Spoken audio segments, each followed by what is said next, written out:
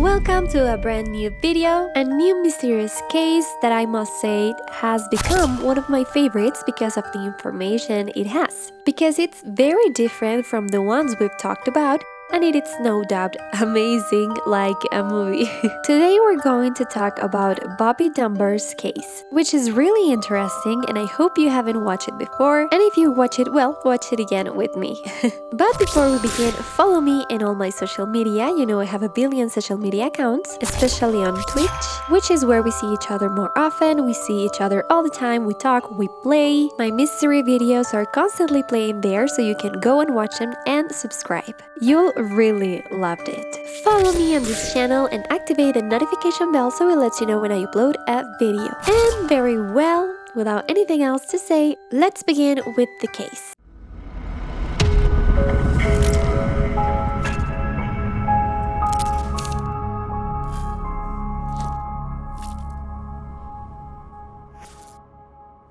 The case of Bobby Dumbar.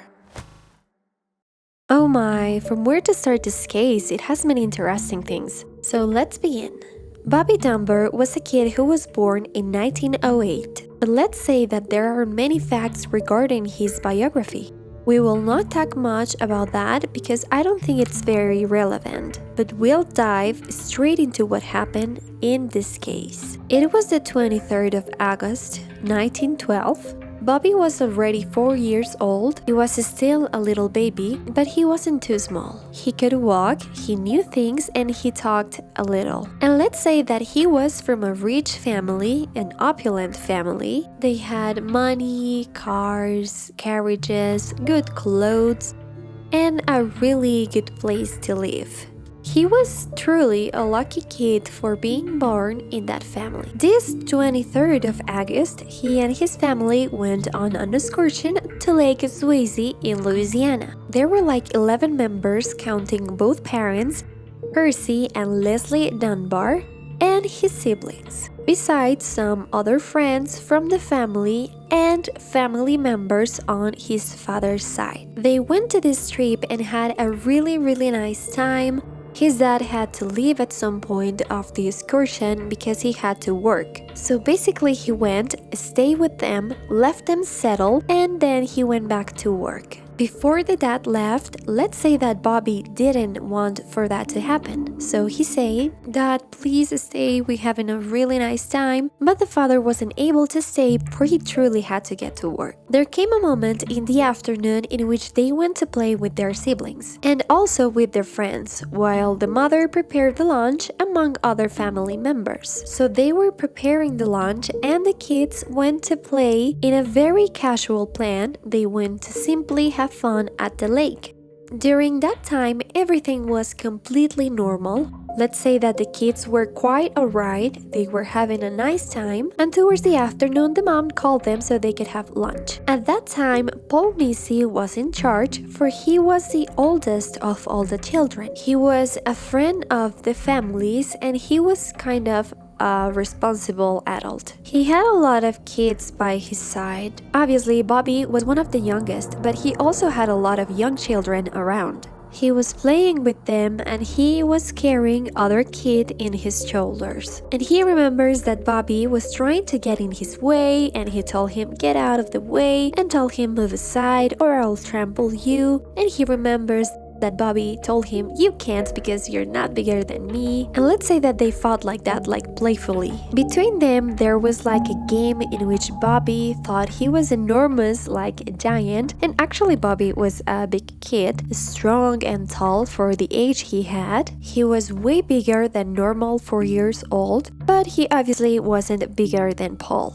They pretend that he was bigger and stronger, and sometimes the games got rough, among other things. But actually, that game or that words he heard were very normal. Like, move aside or I'm bigger than you, it was very normal. When the kids arrived as a group to where the mom was, the mom noticed something very worrisome, obviously. Bobby's nowhere to be found, they can't find him for he didn't come with the group and they don't know what happened. Paul obviously told the mom the last thing he remembered had happened But obviously, given the amount of kids that were with him, he didn't kept watching of one specifically, but he tried to watch them all at once. In that moment, all of them go out to look for Bobby. Let's say that the mother was obviously desperate, calling for him on one side, on the other. The friends, the kids, everyone was calling him, but it seemed like Bobby had vanished from the face of the earth. At the same time, the father was coming back from work and he heard about Bobby's disappearing. He arrives and the search starts. At some point, they thought that Bobby could have gone with his father, or well, to look for his father, for he didn't want him to go to work. But he didn't see him on the way. Namely, none of that happened as he was playing with Paul and the kids for a while. So he didn't go with his father. But it was a fruitless search. Let's say that at that point, they weren't able to find him anymore. It was a very worrying moment, so they obviously called the police. The police did a search and they even used dynamite to explode it under the lake to see if the boy had fallen. If his body was at the bottom, if he had drowned, if an animal had eaten him, they used the dynamite with the purpose of the earth from the bottom of the lake to be stirred, so his body could float up in the case he had fallen. But nothing happened, nobody floated up. They didn't find absolutely anything, not even clothes or anything. They also captured some of the predators that were in the lake. They were mostly alligators, killed them and opened them to ascertain if they had eaten Bobby, if they had human remains inside. But that was also fruitless. Some thick cables were dragged as well as some hooks through the lake to see if they could catch something, but that didn't work either. And let's say that they began to think about a different possibility, a possible kidnapping, or something that didn't have to do directly with his death. The police teamed up with New Orleans to start a search and they printed around 700 copies with the information and the picture of the son, in case someone knew anything or could say something. Beside the picture, they distributed a paragraph to say the following: missing, name, Bobby Dunbar, age, 4 years and 4 months. He's quite big for his age. He's strong but not fat. He has large, round blue eyes, fair hair, and his skin is very white. He has rosy cheeks. On his left foot, he has a burn from when he was a baby. It can be seen as a scar. He was wearing blue overalls and a straw hat. He wasn't wearing shoes.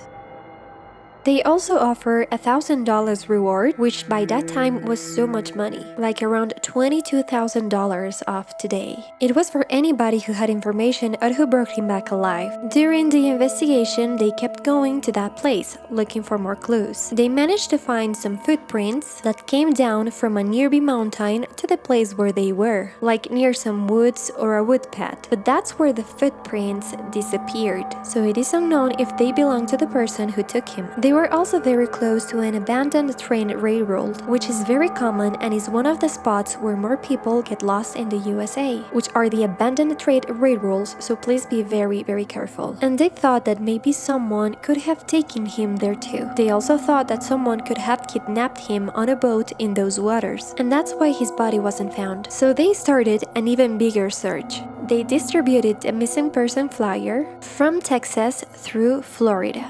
However, everything was fruitless. It was an immense concern for the family. The mother also got ill after all this, and many months passed without any answers. But here's when everything changes, and when the part of the case in which I say, what's happening, what's this movie, begins. This story tries to be resolved in a very particular way. 8 months passed after Bobby's disappearance. There wasn't a trace of him. Nobody was given any information, and they even removed the reward they were offering, for they were about to close the case, and they say nobody gave any information, so let's just withdraw the reward. After a week, the reward is removed. The police receive a call from a person who says that he saw this kid, or well, at least a kid that fitted the given description, someplace in Mississippi, which was 300 kilometers away from where they originally were. The police listen to the call and they go to investigate there. That's how they arrive at Williams Walter's place. This was an itinerant worker, and his specialty was the repair and tuning of pianos and organs. When they found William, they found him precisely with a 4-year-old boy that matched all the Bobby Dunbar's descriptions. They obviously interrogated him. They asked, "Who is this kid? Why are you with him?" And he says, "Well, this is not my son, but he's my brother's son. He left him in my charge for a time while he looked for a job, so he is here with me right now." Let's say that the police obviously didn't believe him. They captured him and started to investigate more deeply. What happens? They were a part of a family who had some money. They were well positioned within the middle-class world, so they could afford a cleaning maid. According to what he tells, or what William told in that moment, the kid was his brother's, but the mother of this boy was his brother's cleaning maid, namely his brother's servant. They had this boy, as it was said in that time, as a bastard, for he wasn't born inside wedlock or anything. And given that it was a master and maid relationship, and obviously the man never took responsibility for the kid. This woman kept being that housemaid, but it was rough for her to take care of the child. And it was like at some point, according to what he told, she asked him to please take care of him while she is stabilized, while she got a better job, while she looked for a better place, and then she'll pick him up. The thing is that 15 months passed by until she reunited with her son, obviously after William's apprehension, and she realizing that the kid's custody was being fought for by another family. Let's say that in that moment, when William is captured, the police took pictures of the kid and sent them to the Dunbar's family to check if it was their son. The parents see the picture and they found him very alike. They say, "Oh my god, it seems like it's our boy, but we can't be sure. We need that you bring him so we can see him in person." The police do that. They bring the kid to them and present him in person. But let's say that here is when things get very odd in a lot of ways. There are two versions of the facts regarding the encounter between the boy and his parents. The first of them is that obviously he recognized them immediately. He said, "Mom," as soon as he saw her, he hugged her and they were very happy. And there's another version in which neither the mom, the dad, or the kid recognized each other at first. They doubt, they weren't sure, and it was a very awkward situation. According to what they told, it was like the mom was still doubtful, but she said like, "Come on, let me spend some more time with the boy. 8 months have passed, but let me be with him for a moment." And the police left him with her for a few days. She gave him a bath, and people say that after she did that, she said, "Thank God it's Bobby." Why? Because when she was giving him a bath, she noticed the birthmarks, some freckles, and some of the scars he had. On the other hand, William kept defending himself. He said, "Don't take this boy away from me. This boy is not mine, but it's my brother's, I swear. This kid's name is not Bobby. This boy's name is Bruce Anderson." And amidst all that, the supposed other moms appear, Julia Anderson, and she comes to rescue her son. She was a woman, as I've told you, who was quite poor, and she wasn't able to afford that trip. So a newspaper was the one that paid all her expenses for her to be able to see her son. And let's say that people tell that the arrival of this woman to the town was a big deal. There were trumpets and 1,000 things to welcome her, but in a way she already had a lost battle in Louisiana because she wasn't from there. And obviously everybody believed in the Dunbar family.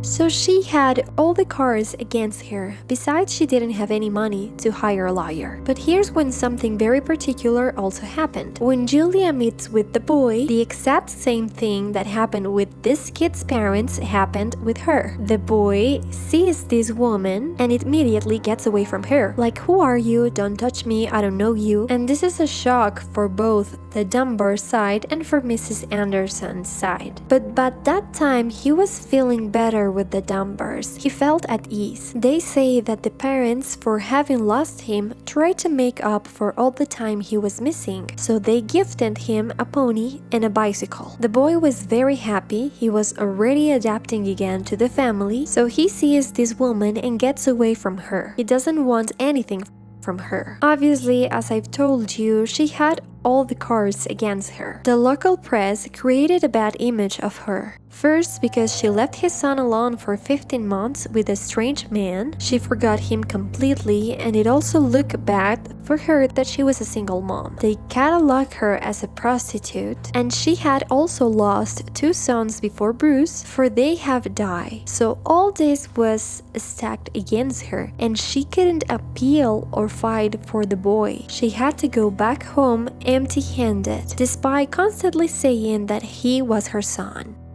On top of that, she assured that William had taken the boy without her permission, that she hadn't handed him to him while she gathered money, but that William had told her like, "Come on, leave the boy with me for a few days," and that he never returned him to her. The trials were conducted, and in the end, William Walters was sentenced to 2 years of prison for the charge of kidnapping. Obviously, they say like this man went to Louisiana, he found Bobby, took him and kidnapped him for 8 months, so he has to serve this sentence. He managed to serve it, and he obviously tried to appeal the decision, but they wouldn't allow that. However, he got out of jail after serving that sentence, and he still says that he was completely innocent and that he never kidnapped that boy, and the boy was truly his brother's. And let's say that here Bobby's life goes back to normal. He went back to his home with his family after all this very odd dispute that both of the families had. In the end, he goes back to his home, feels happy, grows up, gets married, has kids, and lives a completely normal life. On the other hand, Julia has to go back to her home. She leaves behind her supposed son and creates a new home, has another 7 children, gets married, and continued with her normal life. And William, after getting out of prison, as I've told you, keeps playing completely innocent until he finally died several years later. And here's when all that's very odd begins, and one says, wow, this is a movie. A lot of time passed, and Bobby Dunbar died in 1966 at the very late age of 70 years. His family carries on, the family knows his history, but to them, he always said like, "I'm a Dunbar, I know who I am, I know who you are," and that's it. That's the only thing that matters. His granddaughter, obviously, and that's the thing I would also do, couldn't contain her curiosity. She had to do something about it. She had to know if his grandfather was truly a Dunbar or not. So she, thanks to the technological advances, the granddaughter decides to do some DNA tests to see if he was the missing son or not. She does that procedure not directly with the Anderson family, but simply to know if he was a Dunbar or not. She does that with a direct cousin of Bobby's, and the results came back negative. He actually wasn't a Dunbar. When I read this, friends, I was blown away. He wasn't the son of the opulent family that reclaimed him. And let's say that it was never possible to determine if he was an Anderson. Most likely he was, but they were like, who are we related to? And here's when a lot of theories and very interesting things begin to happen regarding what could have happened in that moment. Why did he lie, or what happened that generated such a confusion between these families, causing that he ended up in a family that wasn't his? The theory of him possibly being Julia Anderson's son was entertained, but she abandoned him, and let's say that the boy started to hold a grudge against her. Besides, it seemed like William mistreated him. So when they offered him the opportunity to be with a better family, when they gave him a pony, when they gave him a bicycle, the boy simply thought better about all of that and said, "I'm liking this home much better. I'm liking this family better, so let's pretend that she is my mom." On the other hand, there's the theory about why Julia, if she knew that he was her son, decided to leave him there. And basically many things, as I've told you, as she was a woman who didn't have money, she just left his son in the hands of people who could really take care of him. And that's why she left him behind, like thinking about his son. Her other children, because later she had 7 more children, say that she always said or talked about the Dunbar family as her son's kidnappers. She never accepted that he wasn't her son, but told them like, yes, you have a brother who was kidnapped by that family. So on that front, it's quite interesting because it was like she knew it was him, but she never did anything about it. It is told that on several occasions Bobby went to visit the Anderson family, namely his original family. He went to visit them without his other family knowing, and that was also an interesting fact. They have never talked about what he told them, but it was interesting that it was like deep down he knew that it wasn't his family but the other, so he went and visited them. And here's when obviously more theories appear, like, so where was the original Bobby Dumbar? Where did he get lost? What happened that day? There's obviously the theory about the alligators eating him. It's worth it to say that the lake that they were at, the Swazi Lake, it's a lake known because of the amount of deaths that have happened there. Let's say that it's a very beautiful physically, and that's why many families like to spend nice times there. But at the same time, it's a darker place with a lot of vegetation, and it is said that many people suddenly disappeared, especially eaten by the alligators. And it wouldn't be odd that Bobby could have been eaten by one of those alligators.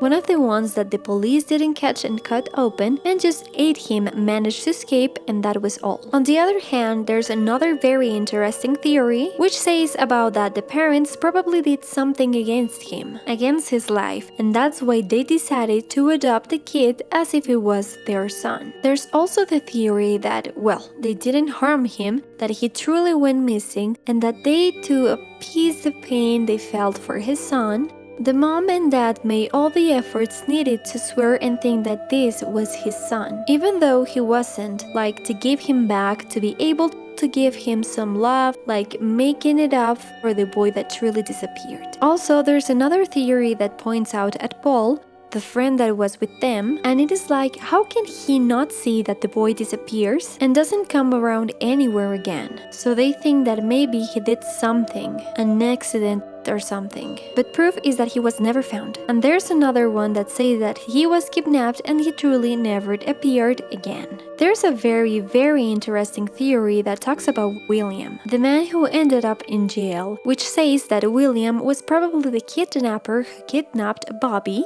but that he also kidnapped Bruce, two very alike boys, and that for some reason something ended up very badly during the kidnapping and Bobby lost his life. They say that probably the boy fell from a car or that he had some accident, so in the end William had to bury him. Because Bruce already knew about Bobby's life, he wanted to pretend to be Bobby and never go back to his previous life. But really the biggest question remains, and it is, where is Bobby Dumbar? Why did Bruce decide to pretend to be him? Who's the real and legitimate family of Bruce?